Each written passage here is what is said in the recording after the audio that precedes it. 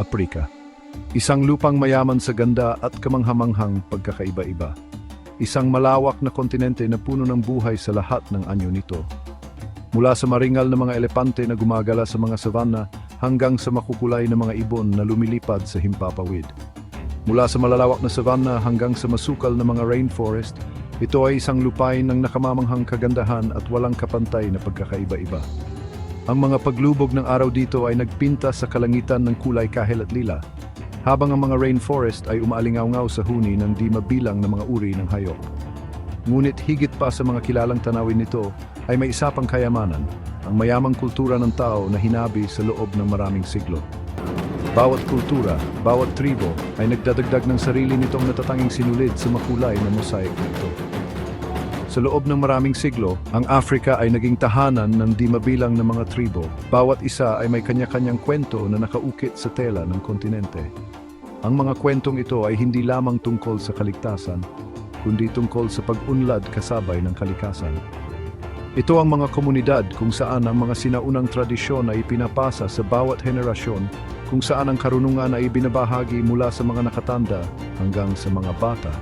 Tinitiyak na ang kaalaman ng nakaraan ay patuloy na gagabay sa hinaharap.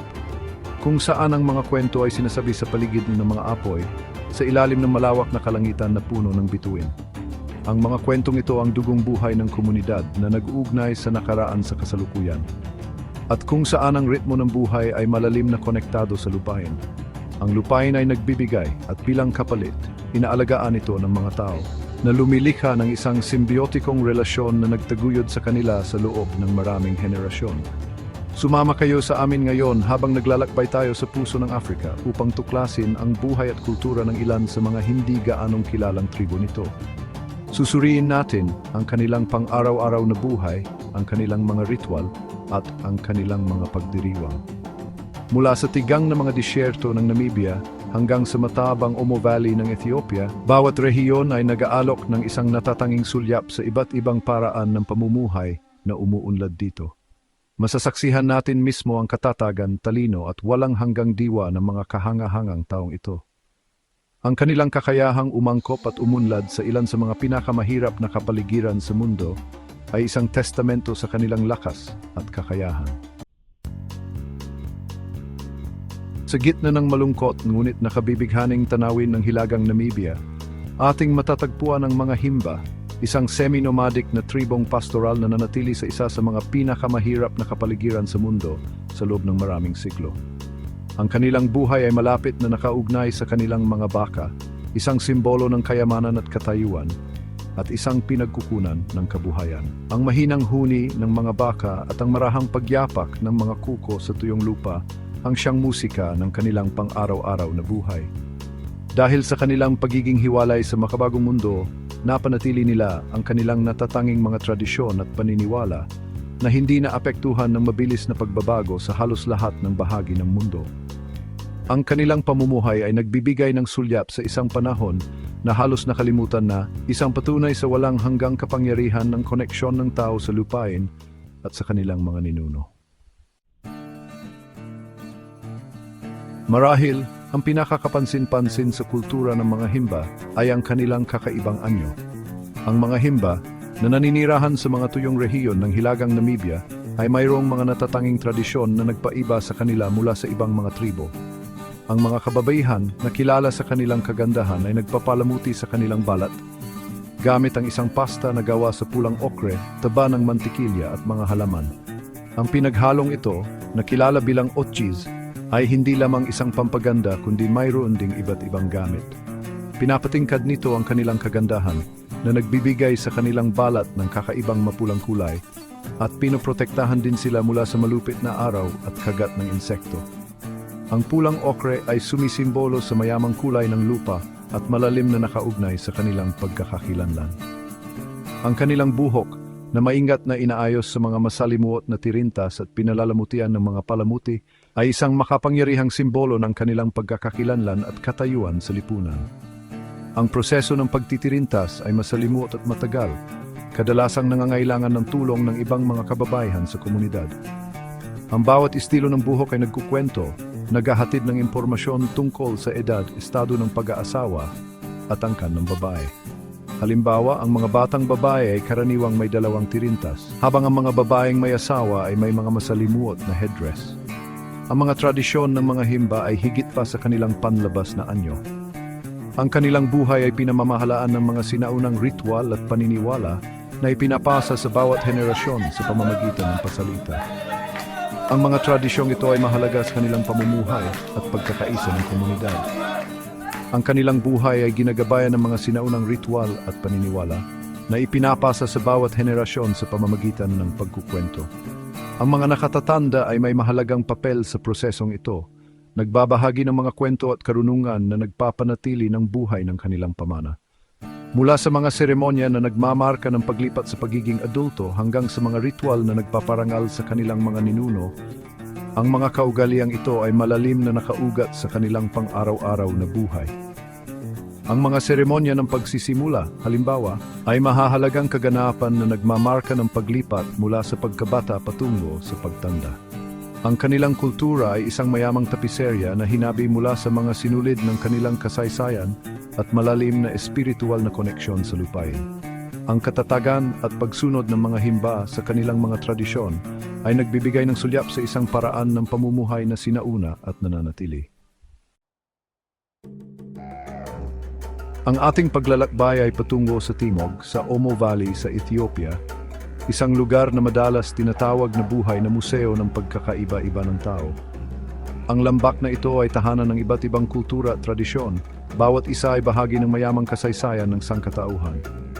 Dito sa gitnang tuyot na lupain at sa tabi ng Ilog Omo, naninirahan ang tribong Dasanech, mga taong matatag na nakaangkop sa isa sa mga pinakamainit at pinakatuyo na lugar sa mundo.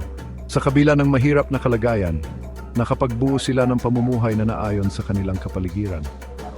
Ang kanilang buhay ay isang maingat na ugnayan sa kalikasan, isang patunay ng talino at tibay ng loob ng tao. Ang kanilang buhay ay nakasalalay sa pagagos ng Ilog Omo. Ang ilog na ito ay hindi lamang pinagkukunan ng tubig, kundi isang lifeline na bumubuhay sa kanilang buong pamumuhay. Nangingisda sila sa ilog, kumukuha ng ikabubuhay mula sa biyaya nito, pinapastulan ang kanilang mga baka sa mga pampang nito, sinisiguro na ang kanilang mga alagang hayop ay may sapat na resources para umunlad at nagtatanim sa matabang lupa nito. Ang mga lupang ito ang nagbibigay ng mga sustansyang kailangan para sa kanilang pagsasaka. Ang mga Dasanek ay kilala sa kanilang masalimuot na istrukturang panlipunan at natatanging mga tradisyon. Ang kanilang mga kaugaliang pangkultura ay sumasalamin sa kanilang malalim na koneksyon sa lupain at sa ilog. Ang kanilang buhay ay pinamamahalaan ng isang komplikadong sistema ng mga pangkat ng edad, isang organisasyong panlipunan na nagsisiguro sa maayos na paggana ng kanilang komunidad. Kung saan ang bawat grupo ay may mga partikular na tungkulin at responsibilidad sa loob ng komunidad. Ang sistemang ito ay nagpapatibay ng pagkakaisa at layunin na nagpapahintulot sa mga Dasanech na umunlad sa kanilang mapaghamong kapaligiran. Bahagi 5. Pamumuhay sa bingit. Sa kabila ng mga hamon ng kanilang kapaligiran, napanatili ng mga Dasanech ang isang mayamang pamana ng kultura. Ang kanilang mga seremonya ay masiglang pagpapahayag ng kanilang pagkakakilanlan na minarkahan ng awit, sayaw at masalimuot na mga dekorasyon sa katawan. Ang kanilang mga tradisyonal na paniniwala ay malalim na nakaugat sa kanilang kaugnayan sa kalikasan. Naniniwala sila sa isang kataas-taasang nilalang na kumokontrol sa mga elemento at pinagpipitagan ng Ilog Omo bilang isang puwersang nagbibigay buhay. Gayunpaman, ang mga Dasanek, tulad ng maraming katubong komunidad sa buong mundo, ay nahaharap sa lumalaking mga hamon. Ang mga proyekto sa pag-unlad, pagbabago ng klima, at ang mga presyon ng modernisasyon ay nagbabanta sa kanilang tradisyonal na paraan ng pamumuhay. Ika-6 na bahagi, ang karo, kung saan nagsasalita ang body art. Sa pagpapatuloy ng ating paggalugad sa iba't ibang kultura ng Omo Valley, makikilala natin ang mga karo, isang maliit ngunit masiglang tribo na kilala sa kanilang kahangahangang body art. Gamit ang pinaghalong puting chalk, dilaw na mineral na bato, pulang ochre at uling, ginagawa nilang buhay na canvas ang kanilang mga katawan. Ang kanilang mga detalyadong disenyo, na kadalasang inspirasyon ng kalikasan, ay hindi lamang palamuti kundi nagsisilbing malakas na pagpapahayag ng kanilang pagkakakilanlan, katayuan at mga mithiin.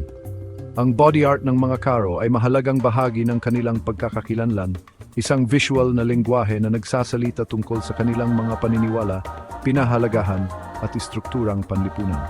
Ang bawat disenyo ay nagkukwento, naghahatid ng impormasyon tungkol sa angkan, lahi at maging sa personal na mga nagawa ng isang tao.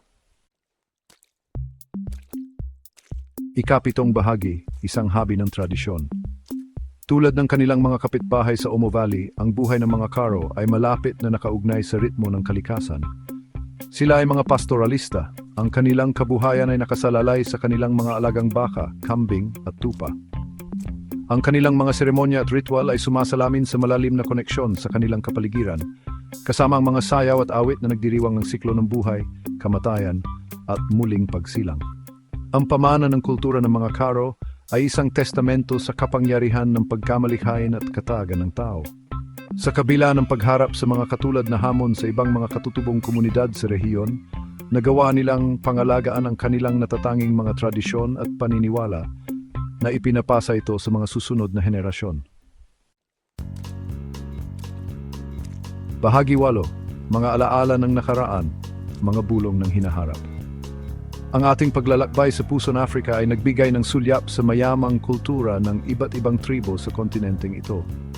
Mula sa mga sinaunang tradisyon ng mga Himba hanggang sa katagan ng mga Dasanech at sa makukulay na body art ng mga Karo, nasaksihan natin ang di matitinag na espiritu ng mga kahangahangang komunidad na ito. Ang kanilang mga kwento ay nagpapaalala sa atin na ang pagkakaiba-iba ng tao ay isang mahalagang kayamanan na nagpapayaman sa ating mundo. Ang kanilang mga tradisyon na kadalasang nakaugat sa sinaunang karunungan at malalim na paggalang sa kalikasan ay nag-aalok ng mahahalagang aral para sa ating lahat. Gayunpaman, ang kinabukasan ng mga kulturang ito ay nakasalalay sa ating mga kamay. Habang ang mga puwersa ng globalisasyon at modernisasyon ay patuloy na humuhubog sa ating mundo, mas mahalaga ngayon kaysa dati na kilalanin ang kahalagahan ng pagpapanatili ng pagkakaiba-iba ng kultura. Bahagi 9, isang mundo na pinayaman.